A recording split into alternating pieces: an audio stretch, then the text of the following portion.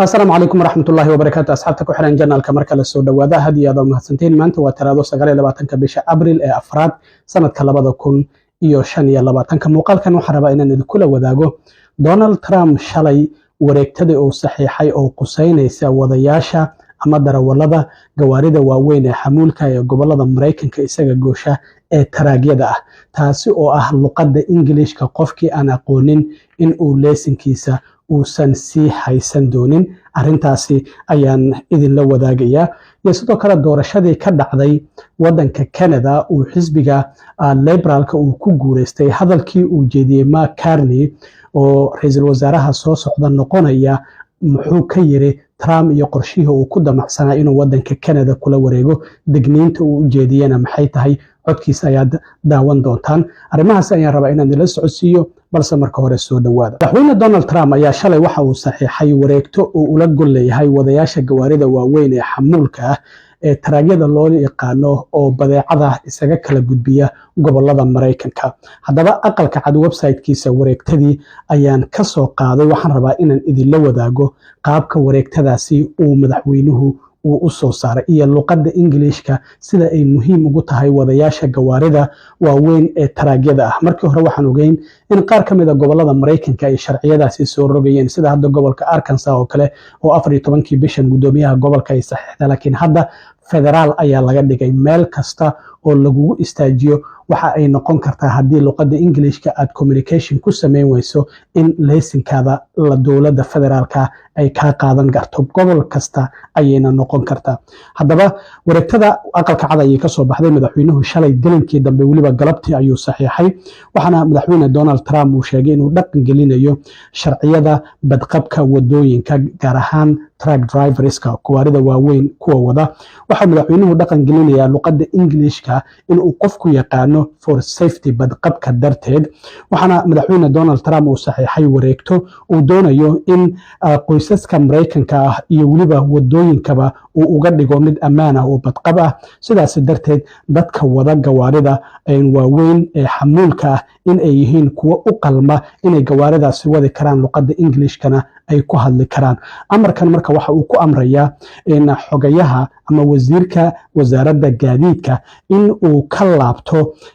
arinta ahayd madaxweyne Barack Obama ayaa waxa uu ka laabtay sanadkii 2016 requirement-gan oo inaan looga baahnayn wadayaasha waaweyn ee gawaarida taraaga luqadda Ingiriiska inay ku hadli karaan marka wareegtadan waxa ay wasiirka gaadiidka ay ku amraysaa in arintaasi dib looga laabtay haddana dib loo eego in darawalada luqadda Ingiriiska ay ku hadli karaan iyo in kale qodobka labaadna wuxuu yahay in qasab laga dhigayo in laysinka laga laaban doono haddii kriteriyadan lagu qabto gawaarida taraagyada wada iyagoon luqadda Ingiriiska aan aqoonin haddii ay ku xadgudbaan arintan ah inaysan ku hadli karin luqadda Ingiriiska in laysinkooda laga laaban doono sababo la xiriira badqabka wadooyinka sidoo kalena qodobka saddexaad wuxuu yahay waxay ku amraysaa wasaaradda gaadiidka ama wasiirka gaadiidkaba inay dib u eegto laysinyada laga soo saaray gobolada kala duwan ee wadanka Mareykanka oo commercial driver license ah oo CDL loo soo gaabiyo si loo cadeeyo in ay sharciyadii qaadashada lagu xadgudbo iyo in kale si sidoo kalena wadayaasha gawaaridaasi ay laysinkoodu u yahay kuwa saxa isla markaana ay yihiin kuwa u qalma marka qof kastaba laysinkiisa dib ayaa loogu laaban doonaa ma si saxa oo wadadii sharcigaad ayuu ku soo qaatay mase wada aan sharci ahayn ayuu ku soo qaatay qodobka afraadna waxa uu yahay waxa sidoo kale lagu amrayaa wasaaradda gaadiidka in ay qaado sidoo kalena tilaabooyin kale oo maamul oo lagu sharciyeynayo laguna dhaqan gelinayo talaabadan oo madaxweynuhu soo saaray si loo wanaajiyo xaaladda ay ku shaqeeyaan truck driverska sidoo kalena waxa ku sii qoran in madaxweynuhu uu taageerayo American truck driverska dadka wada gawaarida waaweyn ee taraagyada madaxweyne Trump waxa uu aqoonsan yahay in truck driversku ay muhiim u yihiin xoojinta dhaqaalaha iyo sidoo kalena ammaanka wadanka sidaas darteed isla markaana noloshoodu ay ku xiran tahay nolosha dadka Mareykanka maadaama badeecooyinka ay u kala gudbiyaan wadanka. marka madaxweyne Donald Trump ayaa sidoo kale waxa uu rumaysan yahay luqadda Englishku inay tahay mid aan laga wada hadli karin marka la yiraahdo dhinaca badqabka oo darawaladaasi gawaarida waaweyn wado si professional marka qofku hadduu CDL haysto waa qof professional oo gaarigaasi u qalma inuu wadi karo. marka haddaadan luqadda Englishka aqoonin macnaheedu waxay tahay inaadan u qalmin in laysankaasi CDL-ka aad haysato. marka waxa la leeyahay qofku waa inuu awood u leeyahay inuu fahmo traffic signs-ka wadooyinka calaamadaha ku qoran waa inuu qofku fahmi karaa ama uu akhrin karaa. haddii aadan akhrin karin macnaheedu waxay tahay gaarigaasi ma wadi kartid. sidoo kale waxay tahay in uu communication uu la samayn karaa saraakiisha booliska ee wadooyinka taagan oo iyaguna dhinaca badqabka ka shaqaynayo sida border patrolka ciidamada xuduudaha joogo. mararka qaar waxaa laga yaabaa inaad meelaha xuduudaha aad gudubto ama Canada aad u gudubto ama Mexico aad u gudubto maadaama xiriirka ganacsiga ee wadamadaasi uu isku furan yahay. marka haddii aadan luqadda Englishka aadan aqoonin meeshaasi kama bixi kartid. sidoo kale agricultural checkpoints meelaha beeraha ah oo qofka lagu baarayo markii uu beer wax ka soo qaadayo luqadda Englishka inuu ka hadli karo. meelaha cargo weight meelaha weigh stationada oo gaariga xamuulka culeyska wado lagu baari karo haddii aadan luqadda aqoonin macnaheedu waxay tahay arrintaasi inaadan qaban karin. marka sidaas darteed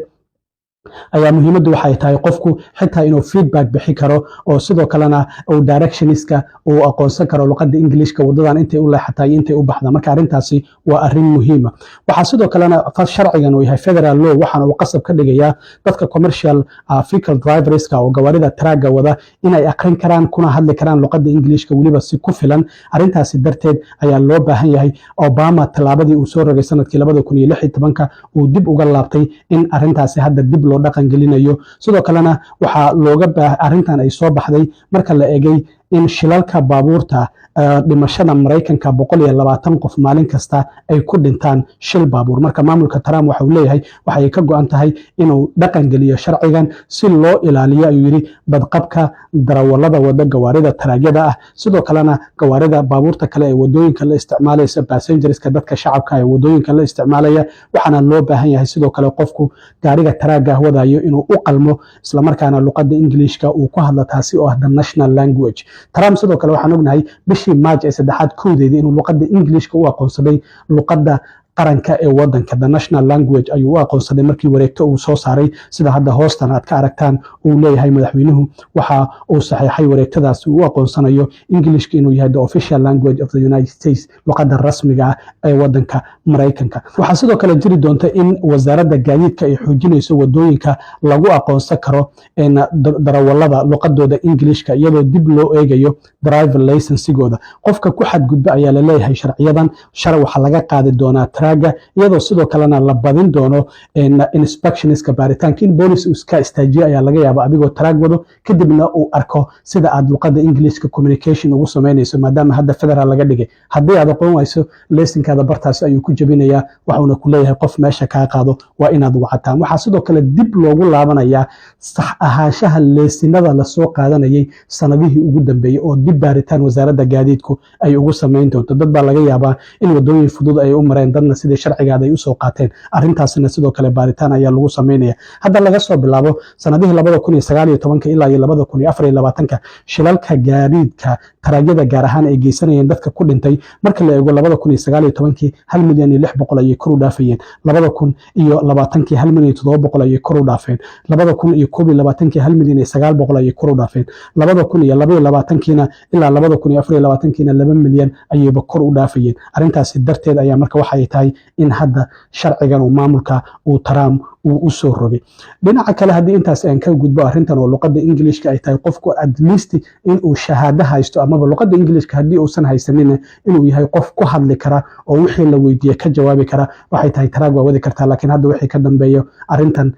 maamulka Trump waxa uu ka dhigay federal luqadda Englishka inay tahay luqadda rasmiga ah oo looga baahan yahay qofku inuu ku hadli karo. dhinaca kale doorashooyinkii wadanka Canada waxa ku guuleystay xisbiga liberalka oo Mark Carney uu hogaamiyo waxaana uu helay ilaa hadda isaga ayaa hogaaminaya golaha baarlamaanka 168 kursi ayuu helay waxaana looga baahan yahay si aqlabiyadda uu helo 172 kursi xisbiga ku xiga ee conservative-ka oo uu hogaamiyo ninka la yiraahdo Pierre ayaa waxa uu isaguna helay 144 kursi baarlamaanka waxa uu ka kooban yahay 343 kursi